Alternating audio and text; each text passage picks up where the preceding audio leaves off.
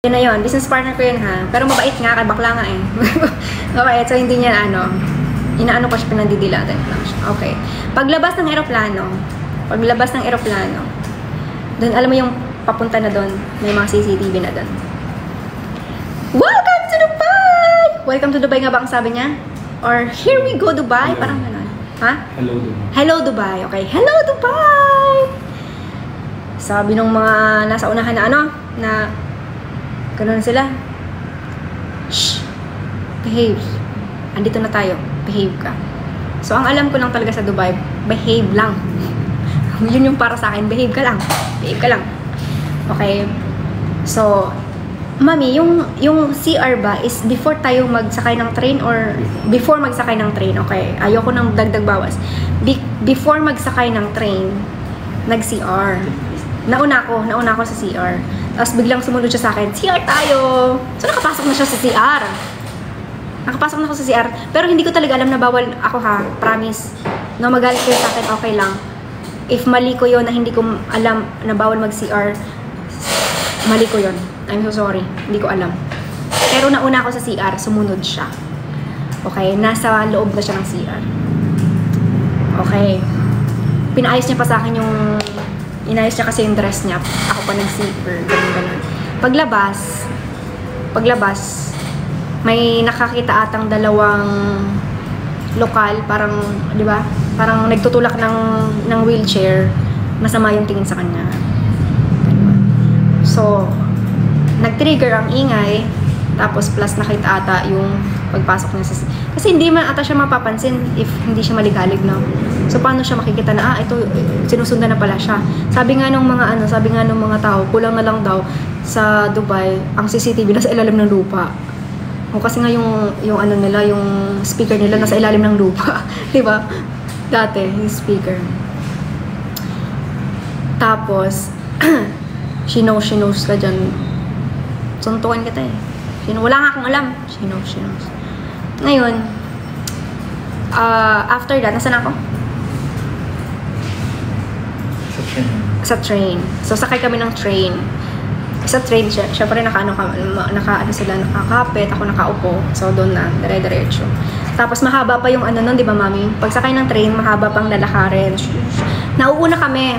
2. 5 kami ha, tandaan nyo. Yung kami dalawa, may kasama ako, asawa ko, and then, yung 3, si Roldan, si Mami, tsaka si Pokerat, yung magkasama, 3. Ngayon, ayun na siya. Nauna kami, nandun kami sa pinakapila. If alam nyo sa Dubai, zigzag yan, ganyan. Habaan Mami, no? Then, dun sa immigration. So, nakalusot na ako sa immigration. Hindi pa pala kami nakalusot sa immigration. Hinahanap ko na sila. Nagbiro pa ako. Sabi ko, nasaan na yung 3? Eh, magkakasama nga, 3 nga silang bakla. Sabi ko sa kasama ko, hala, may na siya, tawag dito, naharang sila,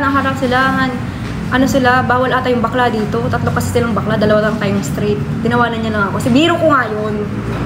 Yung biro ay namin magkakaibigan, bakla ka kasi. Totoo pala.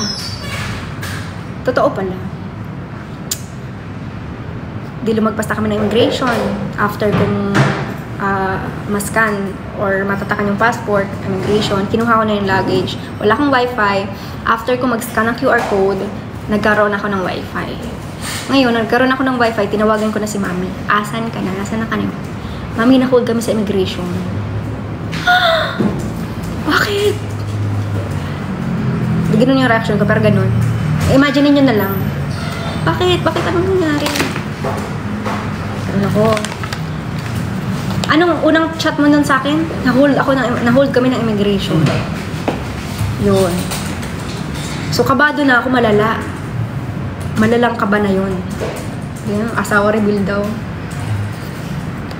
Sabi ko sige. Ganda. Huwag na tayo magkwento.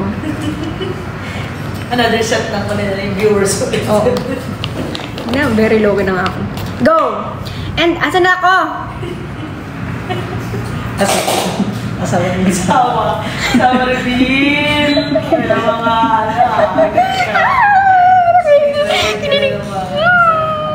asawa. Na-hold. Ayaw na. Doon sa na-hold. Talaga namang, ayan. Pinalaki pa daw. Alam mo kung bakit. Dahil din sa inyo. And then, awareness na lang din sa mga Pilipino. Ngayon, chat na ako na saan na kayo. Ang sabi na hold ng immigration. So, mga 1 hour pa ako nag-antay kasi naghahanap ako or nag-aabang ako ng kung ano yung sasabihin. Doon na ako tumawag ng backup. Sabi na naman, feeling check ka na. Nagtawag lang ng connection. Connection meaning hindi naman talaga palakasan doon. I mean, kailangan ko lang ng help. Kailangan ko lang ng ano. Kailangan ko lang ng someone na makaka-help sa amin. Kasi seryoso na yun. Na-hold. Ang advice. Oo. So, tinawagan ko, sir. Yun na yung binasa ko sa inyo na okay na daw. Makukuha na daw. Wait lang ng 2 to 5 hours. Ganito, ganyan. So, lahat ng sinabi sa akin ni Roldan tsaka ni Mami is yun yung kinuwento ko sa inyo. So, ang sasabihin pa daw ni ang gusto daw sabihin is nababiolate daw ang kanyang rights. Sabi ni F, I will fight for my rights. Yun ang sabi. Tapos, sabihin daw na celebrity siya, na famous siya. Sabi naman ni Roldan, ate ko, wag yan. Kasi walang rights dyan. Asawa talaga yung ano. Wala na, hindi nyo na, napalitan na ng ano. Anyway, ganun na. Wag na doon. Okay. Tapos, big deal pala sa inyo yun. I mean, okay na yun. Sabi daw, sabihin na celebrity siya, I'm famous, blah blah blah. So sa closed door interview, baka yun ang sinabi niya. Kaya paglabas, nagalit sa kanya. Paglabas ng officer, anong exactly sinabi niya, Mami? Nung officer? Wala namang sinabi ang officer. Pinaupo siya, pero hindi namin siya nakausap. Nung tinawag na ako ng officer, yun ang sinabi na hindi siya makakapasok. So nagsimula na kayo magmakaawa. As in, makaawa? Oo. Kailan sinabi yung blacklist na siya? Sa pangalawang attempt. Sa pangalawang attempt. Pero after na siyang kausapin nun sa closed door interview. After na. So after niya ma-closed door, tinatawag ako. Tapos, nung nakausap kami... Narinig niyo ba? Go. So, pinatawag ako.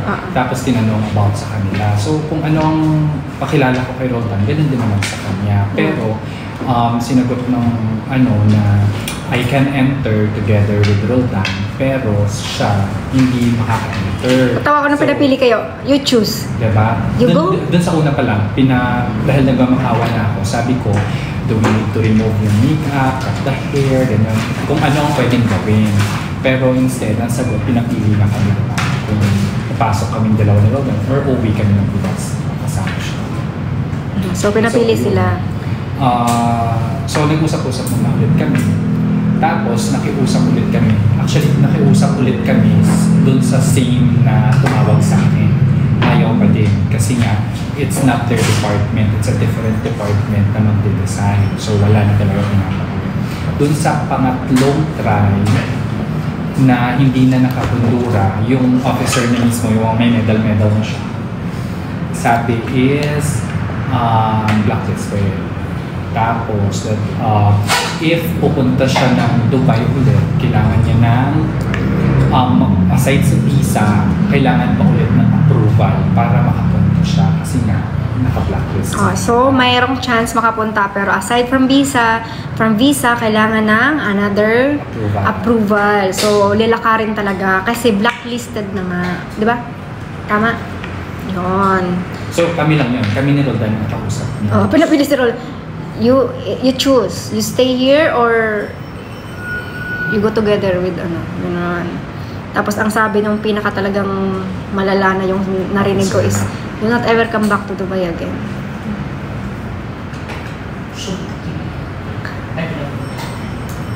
Ganun. So yun ang ganun ang sabi. So, pwede sila lactating mama. 6 months pataas. Difference ng sunscreen, ito tinted, itong sun flare hindi. So, sa ginawa natin yung 2 hours lang. Oo. Pakikipag-usap. Mm-mm. Na kahit natakot na kami ni Roldan na baka bawiin yung stomach. Sige, we have tried. Ibang ano, ang We have immigration. tried. Kahit kami na okay, takot na kami. Kasi nga. Pero si Roldan talaga, kaya galit si Roldan, alam mo ba, he really tried his best.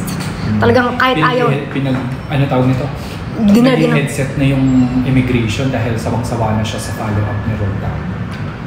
Kahit ako natatakot ako, parang ay, shit, yung tatlong kasama ko, baka hindi makalusot doon. Parang baka ito madamay, dalawa. Mag-business meeting ako mag-isa. Diba? Tapos, ayun na yun. Eh di, narinig nyo, blacklisted. Ayun yun na yung ano, chismis, asawa na. Tapos, ano pa?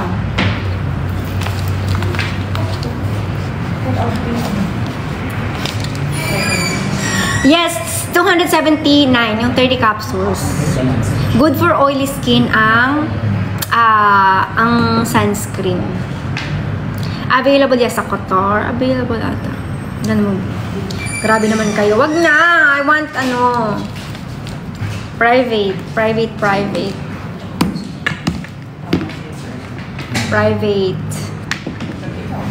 Rush ang ticket, yes. And then, di ba mami, ang sabi nila sila magbubook ng ticket? Yung sabi ng immigration. Kasi yun din ang winawari namin ni Roldan. Paano siya uuwi? Paano accommodation na? Oo. Yeah. Pwede, tawag dito, anong pagkakasabi na sila magbubook ng ticket? Grabe naman, so lahat ng nagdo-deport is... Sila ang bahala doon. Pero mag-antay... Sila ang ipag-coordinate sa airline. Pero nga waiting ng ilang days yan. Or... Hindi, walang... Basta sila magbubook. Sinabi lang nila, sila magbubook, hindi nila alam kung kailan. At saka kung what time. So yun. So ang sabi naman ni F, gusto ko na umuwi, mami, ngayon na. So binook na namin, pauwi. Umaga na yun kasi grabe, sobrang pagod na nun. Sabi ko kung pauwiin na. Ibigay ng passport, awa na lang. Eh kami nga, walang magagawa kahit nung makaawa ka or what. 'Di ba? Ang concern ko lang at that time was safety niya. Kasi Middle East yun. Sabi ko, baka kung ano mangyari doon. Sabi ko sa business partner ko, hindi ma'am, dito Saudi. Saudi daw mas malala. Dubai safe naman daw. Pinauwi, Diyos ko, nung nakauwi siya, saka ako nakahinga ng maluwag. 'Di ba? Yun yung pinaka-concern ko, yung safety niya. Diba? Yun. So, mag-check out na kayo. Terminated. Oo. Wala na. Check out kayo dyan! Ano daw? Tapos, basta ginawa natin yung ginawa namin yung the best namin. But, hindi na nga kinaya ng best kasi wala na bang best na. Hindi na kami nakapag-usap after that kasi nung pag-uwi niyan sa Pilipinas, kinontak ko siya. Sabi ko, magpahinga ka. Thank God you are safe and you're home. Ayun na yun. Tapos, sabi ko, pwede ka na mag-post. Kapag nakapagpahinga ka na, pwede ka na mag-post. Kasi wala pang wala pang bashing sa amin noon. Lumabas yung bashing nung nagpo-post na nga siya. Di ba? Lumabas yung bashing nung parang nakauwi na siya. Ganun. So, parang 2 to 3 days ata. Tapos nung nag-post siya sa Miss Universe. Yun na yun. Yes, good for oily skin to. Yung sa Billionaire. Ito.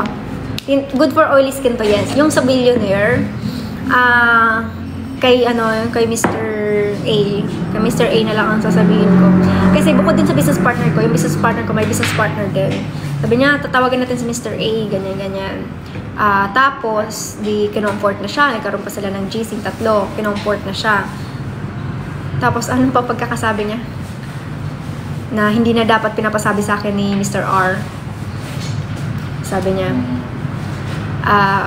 sinabi daw, kasi sinabi ng asawa sa akin na, di pa pumunta na lang po kayo dito or papuntahin niyo yung mga connections niyo sa airport. Parang gano'n. Parang inutusan pa papunta doon. So, nag-zoom pa sila. Nag-zoom pa sila. Zoom ko. Tinuruan kung anong gagawin. Tapos, Ang sasabihin, paano sumagot. Ganyan. Kasi nga, ang daw is parang nagalit sa ata sa kanya kasi nga, well, I will fight for my rights. I will fight for my rights.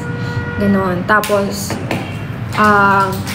basta nahiya ako sa mga business partners ko kasi, parang madaling araw kausap niya, madaling araw nasa airport, nag-aantay. Tapos, alam mo yung tono niya na, papuntahin niyo na lang po dito yung, punta na lang kayo dito, parang yung mga connections niyo, papuntahin niyo sa airport, blah, blah, blah. UAE nga yun. UAE. So, ayun. It's either, quiz, nakailang behave ako. Nag-cry ang travel agency kasi pinagbabash nyo na yung mga bashers. Bakit? Kasalanan daw ng travel agency, parang hindi na sabihan, ganito, ganyan. Yung travel agency kasi visa lang naman kinuha ko doon. Nag-DIY na lang kami. Grabe naman sa 35 times, hindi naman. Behave lang ako na doon. Hi, Christine A. Hello po. Dan, check out. Buti pa si Jo Malin. Nag-check out. For men ang sunscreen, eto be, sun flare sa'yo. Ay, maganda to. Pwede yan sa pregnant. Yung mga skincare natin, pwede sa pregnant. Skincare ay pwede sa pregnant. If nag-reach out ba siya sa akin after that, hindi ko na mabasa if meron man. Kasi, galit na ako nung nakakapag-post na siya ng Miss You. Ilang araw na kaming, di ba, tagal ako bago nag-post. Ilang araw na kaming nababash. Sabi ko, yung deal ko, yung brand, yung nahihiya ako. Oo naman, wala na. Pero, hindi ko na lang tinotolerate yung bullying, If, if tatanungin niyo ako, i-correct natin yung kanyang behavior. Wala kayo narinig sa akin ng panglalait or what. Behavior ang i-correct. Okay? Behavior na lang. Para sila yung mental health. Ganyan. Paano naman yung mental health ko? About yung contract, wala na tayong contract na pag-uusapan. How about yung contract? Wala na, guys. Ang pagkakaiba ng sunscreen natin is this one ay regular sunscreen. This one ay tinted sunscreen.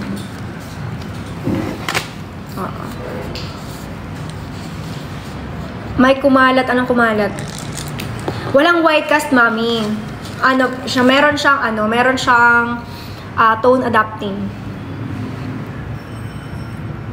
Wala na ulit. Wala na. Baka pag third chance kasama ko, ako na yung bugbugin nyo. Diba? Di pa tapos mag-edit. Ayoko lang ng gusto ko straightforward. Very straightforward. No? At ito yung nangyayari. Kasalanan ko po. Kasi nga, diba, sinasabi ko sa'yo, paano mo sasabing mistaken identity yung nangyari? Kasi hindi ka pa nga nakakarating doon sa immigration officer. Wala pang eye scan test. Di pa na-scan yung eyes mo. Okay? So, nakita talaga yung behavior niya. Sumunod na lang. Grounds din yon, no? Grounds din yon yung damit niya. Pero ang unang-una ay na-trigger sa niya, sa ingay niya. Good for sensitive skin. Yes, pwede. Thank you. Reaction ko about sa mga Jamag, no? On point lahat. I mean, aside from, using other words, on point naman. Kasi dati, alam niya naman, okay, go. Alam niya naman dati na, thank you. Siya po mismo ang kumuha ng luggage niya. Dala-dala namin from Philippines. I don't know. Binigay ko na kay Mami Jonji and sabi ko, ayoko na makita. Kasi nga, once na nag-cut na ako ng tao, cut off na. Kota na. Mahapdi ba yung sabon? No. Hindi mahapdi yung sabon. Nakapag-usap kami after umuwi. Kaya nga nasabi ko sa kanya na rest. Okay, wala siyang tulog, wala siyang kain, rest. Pero ang sabi nakapag-party pa ata siya after umuwi. So, hindi ko alam if totoo yun. Sa may eczema, yes. Pwede. Nag-reach out sa akin. And then, ang sabi niya lang, nakauwi na siya. Tapos, magpapahinga lang muna siya. Magpahinga ka. Hindi mo natin siya babae, ingat. Nakapag-party pa daw siya sa Q. Wow, bongga. Oo, nag-party siya, nakita. May nakakita daw sa kanya, nag-party pa sa QC. Wow. Bongga pala. Daming energy. Talagang hindi siya nalulobat nung sana all. Shiglam, nandyan sa sa basket ko. Nalagay ko yung shiglam, di ba? How many capsule a day? 1 or 2 capsule a day.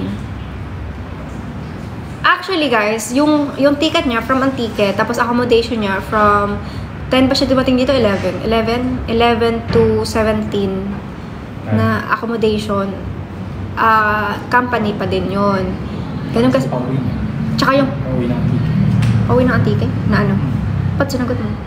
Ikaw, ay, napakunta. Ay, bakit? Pero pwede Ito na naman. Ito na naman siya. Alam mo, inaway ko pa to sa sa Dubai. Kasi ayaw niya ako magsalita. Oh. Ako, nagigil na naman ako sa'yo. Tama lang. No! Kasi pinapunta mo ako. Oh. Kasi uwi mo.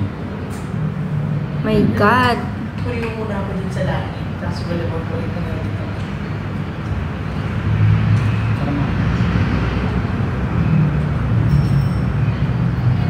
Ngayon ko lang nalaman to. Raw reaction yan. Nalaman ko, accommodation niya, November 11 to 17, flight and accommodation, sagot ng company, plus Dubai, booking papuntang Dubai. Plus, ang accommodation pala, gigigil ako, accommodation, flight ticket. And flight ticket. Pauwi ng Antique. Dapat siningil, pauwi ng Antique pala. Oh my God. Kasi tayo Luggage pa niya. Kahit na. Kasalanan niya naman yun. Tsaka, oh my God. My God. Kailangan ko pag-live selling hanggang 24 hours. Diyos ko, hindi ako nagtatapon ng pera. Ha? Hindi ako para dito. My God. Hindi ako nandito para imagine. Can you imagine? Walang kontrata. Terminate lahat ng kontrata.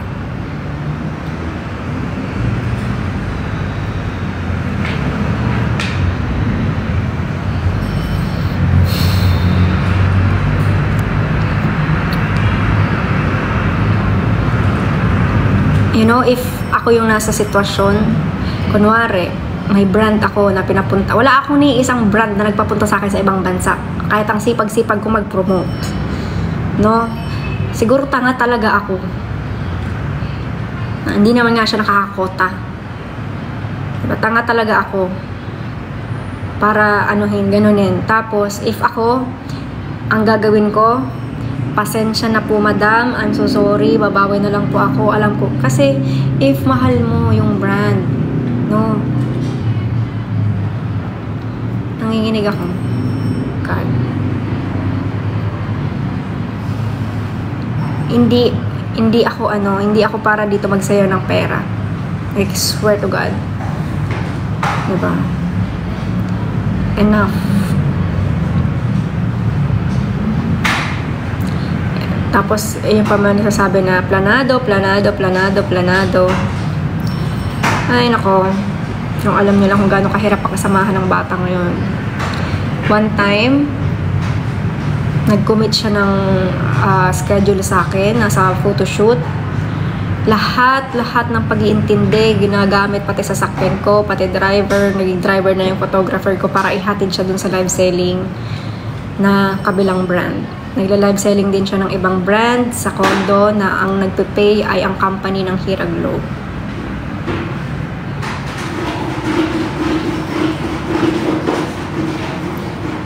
Ewan ko ba?